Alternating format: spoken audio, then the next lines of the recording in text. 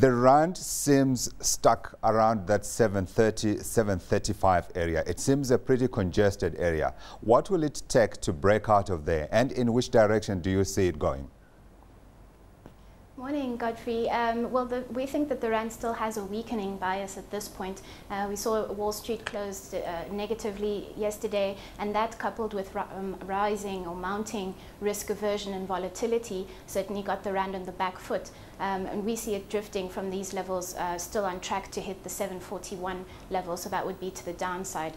We saw rand bears quite active yesterday, and the rand, as you say, touched the upper limit of that range that it's been stuck in, the 735, but failed to breach that level yesterday. But in the short term, we're still looking for further rand weakness and a move down to about 741 level. Yeah, now the interesting thing, of course, is that this is at a time when we're seeing inflows beginning to come back into the South African market. Certainly global risk aversion seems to be improving, and we're now seeing foreigners buying our bonds, foreigners coming in for our equities. How much of a fillip would that give the rand, and perhaps reverse the picture that you're talking about? Well, Godfrey, at this point, the key portfolio inflows are still headed into the JSE as opposed to bonds, and this is really driven by expectations of growth for this year.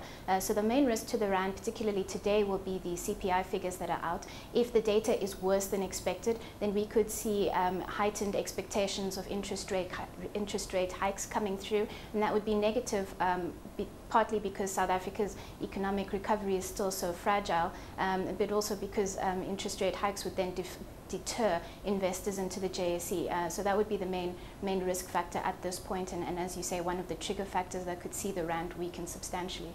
Yeah. Have you seen the central bank lately in the market?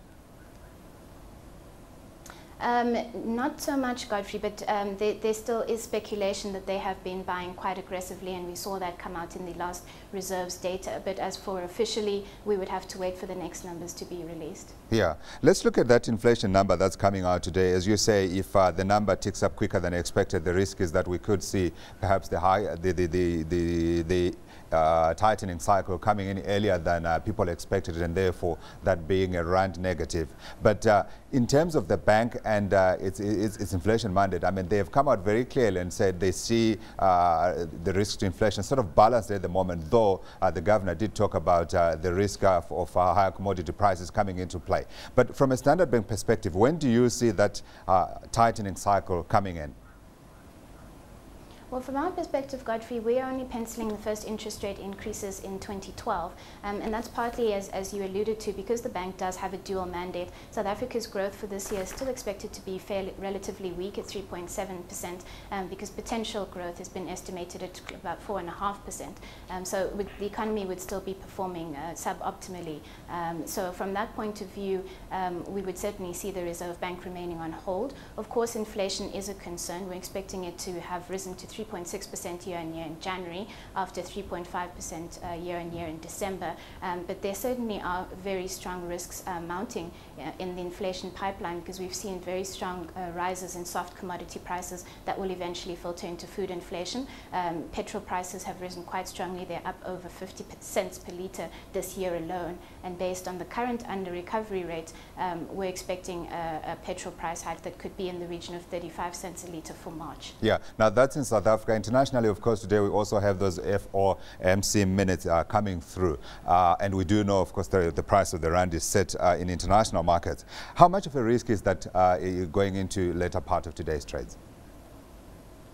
Well, certainly statements from the Fed could potentially carry risks for the dollar and for the rand, but with regards to the specific statement, we're not expecting any deviation from what the Fed has already said previously. So we're largely just expecting that the minutes will confirm the Fed's current stance, current policy stance. We expect them to see out QE2, that is to buy the full 600 billion that they had initially estimated they would buy by June, and then to maintain interest rates at current low levels for an extended period. What markets will be looking for, of course, is any indication that they may make changes to their asset purchase program, although recently it does seem that they have been intimating that they will buy what they said they were going to buy and then not extend it. But that would certainly be the key thing to look for in the statement.